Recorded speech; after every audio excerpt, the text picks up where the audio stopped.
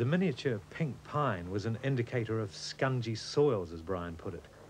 This hard Fiordland rock might not make good soil, but it sure makes great hills. It was a 4-hour slog from the lagoon up to Henry's Saddle. Well, this looks like the end of the forest, Peter. Oh, yeah. Yeah, it could be the pass just up there. Still pretty stunted. Yeah. But we're now into some of the alpine things here, virtually, even though we're pretty low altitude. Lots of the silmisias, the mountain daisies. Just below the saddle, the forest became a flower garden. Most salmisias were past their best, but there were still a few lingering blooms. An hour or so was spent beside the tarn on top of the saddle, looking at plants either suited to the wetness of the lake or to the height and attendant cold of a mountain pass.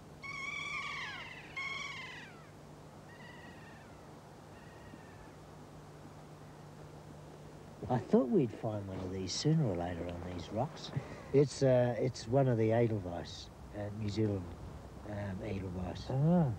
I'd heard about these very small Fiordland forms. You notice how small it is when you look around. It's right down on the rock. This gives you another example of how, you know, tough this environment is. It's very interesting to see it.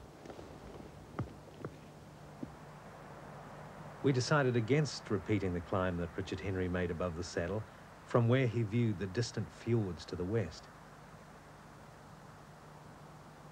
Before him, the Maori certainly knew the way to the sea, but didn't often go there. To them, and to Brian and I today, it is utter whenua, shadowland.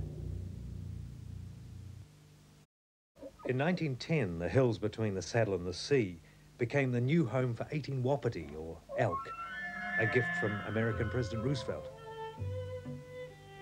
As the herd built up, hunters bagged some enormous trophy heads.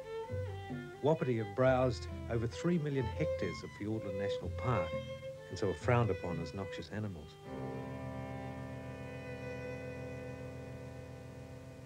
A few purebred wapiti were captured and have become the national herd. They now browse behind fences, rather like refugees awaiting a political decision as to their future. We'd heard the occasional roar of deer in the evenings, but hardly saw any evidence of deer or wapiti on our journey. I've got a crop of them, don't you worry about that. Ah, that's the first deer footprint I've seen all day. There can't be many of them around. Otherwise we'd see a lot more of this. Yeah. And looking around here, quite a lot of palatable shrubs still here. Broadleaf, three-finger, and the hen and chicken fern, silver beech seedlings. They'd clean that up pretty smartly if there was any numbers here. Yeah. And a lot of these small coposmas too. So you certainly don't get the impression there's any, you know, severe deer browsing. Smell that one. What does that remind you of? It's a bit overpowering, isn't it? It's pretty strong, all right. Yeah. Are these its roots? Yes, roots or runners or rhizomes, whatever you like to call it. This is the way the plant attaches itself to these logs or branches.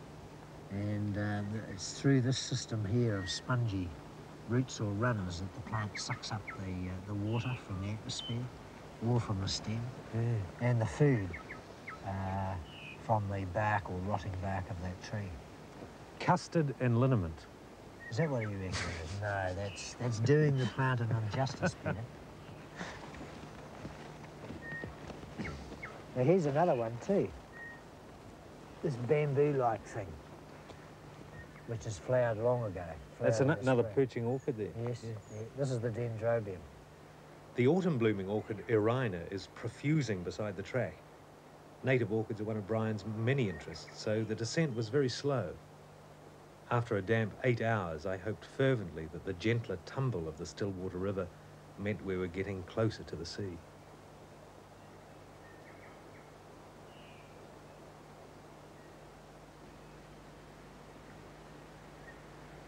Latitude 45 south cuts across the head of George Sound. We've arrived at the sea, but we're still a long fjord away from the coast. These fjords have been described as one long solitude.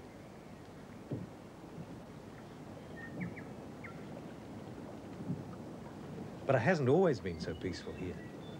Late last century, they were popular for steamer cruises, a relaxing interlude for men sensitive to the pulse of commerce and their wives. I wonder how they coped with the sandflies.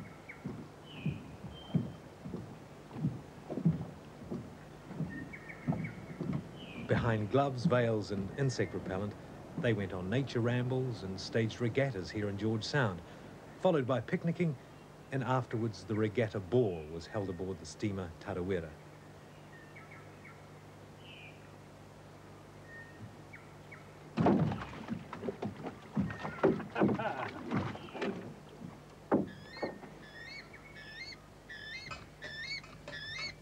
It's amazing how a lot of people's impressions are here of what they've eaten while they've been here. Apart from the sandflies and the rain, I hear someone says, hope to do a spot of fishing while I'm here today, but it's utterly precipitating gas.